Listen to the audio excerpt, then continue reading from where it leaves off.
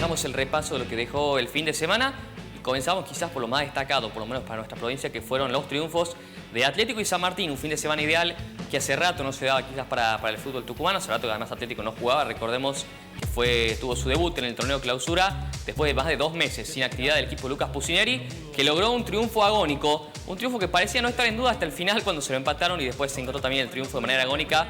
Tremendo contraataque, algunos lo comparaban con el gol de Di María en la final del Mundial. Bueno, salvando las distancias obviamente, pero gran contra para el gol de Franco Nicola, del uruguayo, que marcó el 1-0 frente a San Martín de San Juan, muy temprano en el partido, como todavía no se había armado.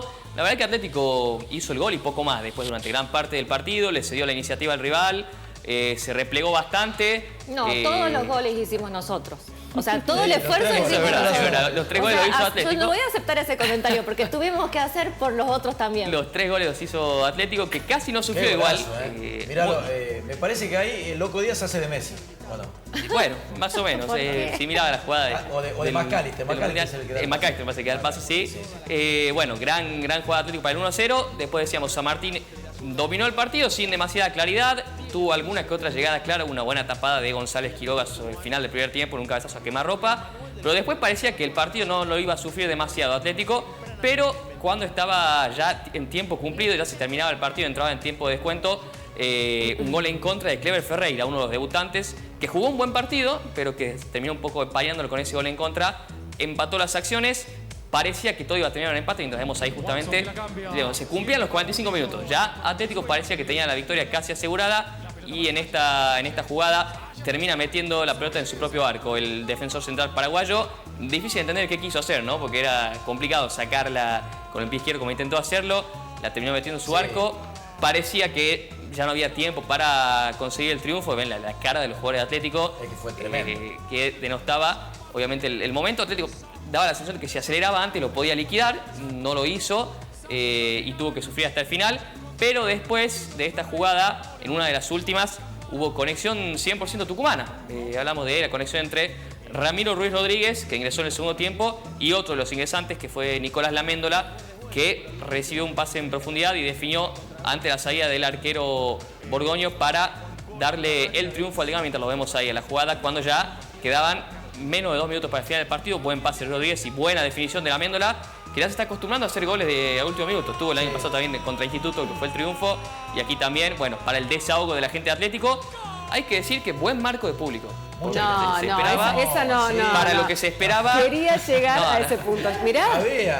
Para lo que se esperaba, recordemos que la gente tenía que asociarse. Mucha gente. Si eran los socios que figuraban antes en Atlético. Fernando, había mucha gente, sí. Mucha gente, ¿de verdad? ¿De verdad? No, obviamente no para los estándares que por ahí Atlético tiene cuando suele llenar la cancha, pero para lo que se esperaba con esta medida que recién empieza, que solamente pueden entrar los socios en las tribunas populares, por lo menos. No, creo que es totalmente parcial. Después vamos a ver cuánta gente hubo el sábado y comparamos. Pero sí hay un dato que creo que es objetivo, porque lo pusieron en las redes de Atlético, que dicen que llegamos a ser el club con más socios del norte. ¿Eso es así? ¿Lo festejaban? Después hay que chequearlo eso. Hay que ver si con más socios, es así. Pero también, Vivi, porque hay una obligatoriedad de que sean socios para poder entrar a la cancha. Pero de eso se trataba, me parece. No estoy enojado, pero me parece que no se mide con la misma vara la cancha de San Martín que la cancha de Atlético. Y acá el compañero Pecho está de acuerdo conmigo. Que venga acá el compañero Pecho y hable acá entonces frente a cámara. Bueno, y vamos el árbitro que buscaste, mirá. Y pasamos de una vereda a otra, justamente vamos a hablar de San Martín ahora, que también ganó. Triunfo necesario para el equipo Ariel Martos, que venía de 2 derrotas al hilo, que había perdido terreno con Atlanta. La buena noticia llegó por un lado porque Atlanta perdió este fin de semana de manera inesperada, y del otro lado, San Martín tenía la posibilidad nuevamente de ponerse a un punto del equipo de Villa Crespo y lo logró. Igual que Atlético, no mostró demasiado de lo futbolístico de San Martín, pero lo terminó ganando casi sin complicaciones después de un primer tiempo parejo. Mirá esa tribuna, no entra ni un alfil. Entiendo el parámetro En de defensa del hincha de San Martín, hay que decir que el día sábado estaba horrible para ir a la cancha. Después entró un poco más de gente, con el correr de los minutos se fue entrando más gente a las tribunas populares. San Martín, que el primer tiempo fue parejo, por momentos lo sufrió, pero terminó sobre el final de la primera parte encontrando el gol de Martín Pino, que terminaría siendo clave para el triunfo. Después, en el segundo tiempo, los Andes intentó un poco, también obligado por el resultado, nunca tuvo claridad. San Martín casi que no lo sufrió, lo pudo haber liquidado incluso con un penal de Martín Pino que tapó el arquero visitante, que tuvo una muy buena actuación, sacó varias pelotas. Ahí, el que estamos viendo ahí pegando el arco es Nicolás Castro, que ayer tuvo su primera titularidad desde que volvió a San Martín y fue quizás la figura de los jugadores más destacados ayer. Es un jugador que tiene calidad para que en la Primera Nacional para poder destacarse, y ayer, el sábado mejor dicho, lo demostró con su buena actuación. San Martín, que también tuvo de vuelta a Jesús Zoraire, que después de volver de la doble fecha de sanción por expulsión, se va a perder también la fecha que viene ahora por haber llegado a la quinta amarilla, mientras vemos justamente ahí lo que es la jugada del gol, un par de remates que no salieron bien, y el que pudo agarrar la pelota sí fue el 9, Martín Pino, el goleador de San Martín, para controlar y definir frente al arquero rival en lo que fue el gol del triunfo.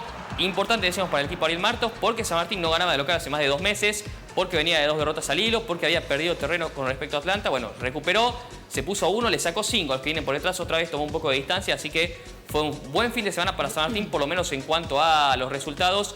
Desde lo futbolístico, obviamente, todavía queda bastante por corregir para el equipo de la Ciudadela, pero lo importante es que consiguió un resultado positivo y volvió a prenderse arriba ahí cerquita de Atlanta, así que buen fin de semana para el Santo de la Ciudadela.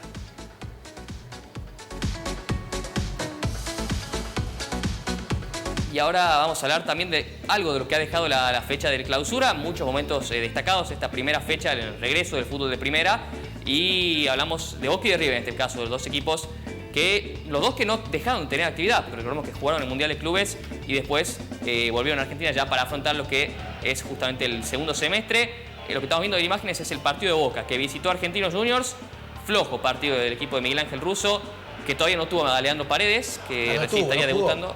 No estuvo afuera en la tribuna.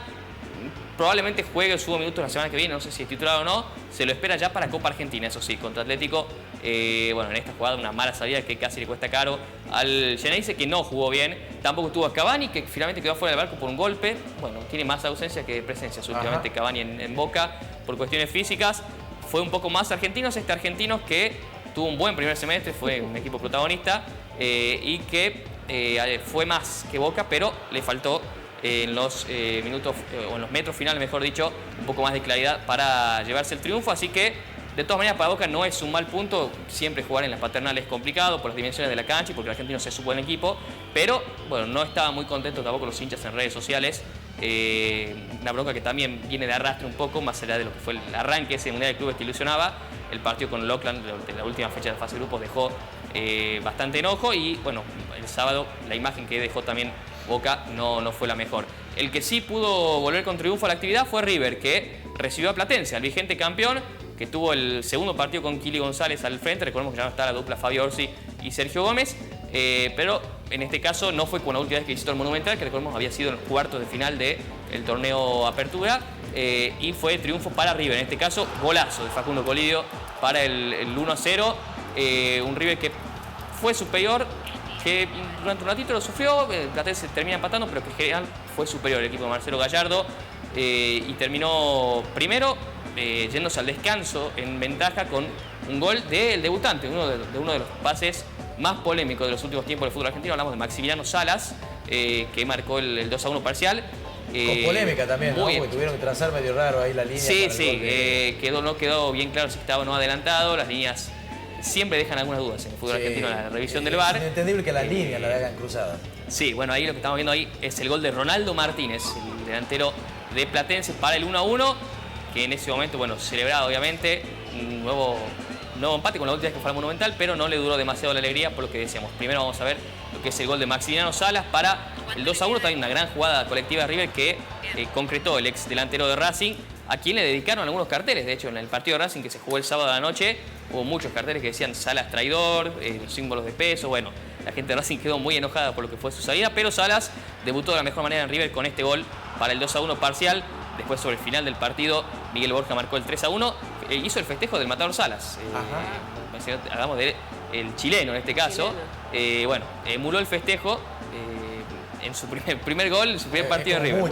Es mucho, después hay que respaldarlo ahora los partidos que vienen, pero bueno, ese fue el festejo de gol. Y después, sobre el final del partido, Miguel Borja puso el 3-1 para el equipo de Marcelo Gallardo, que debutó de la mejor manera en este torneo clausura y que quiere revancha después de lo que fue un torneo de apertura donde quedó eliminado antes de lo previsto, un Mundial de Clubes donde no pudo avanzar a octavos de final. Bueno, buscará revancha entonces en este que es el torneo clausura, tratando de ser nuevamente protagonista a nivel local. Joel, ¿por qué tratarlo de traidor? Digo...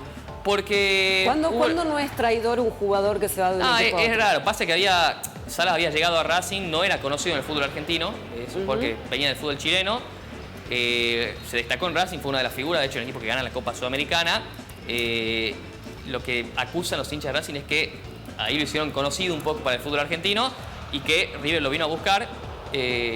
Pagó la cláusula de rescisión, Racing intentó renovar el contrato, Salas no quiso porque se quería ir de Racing a River y justamente por eso terminó siendo una ejecución de cláusula, que están para eso igual, están para que los clubes si quieren pagar y comprarlo lo pueden hacer. Claro. De eso se trata, claro. Esto totalmente legal. El enojo es, sobre todo porque es entre dos equipos grandes, pasa mucho cuando un jugador se va de un grande a otro, hay mucho enojo y también me parece que un poco la pica va por ese lado. Pero bueno, la gente de Racing quedó enojada y Salas debutó de la mejor manera en River.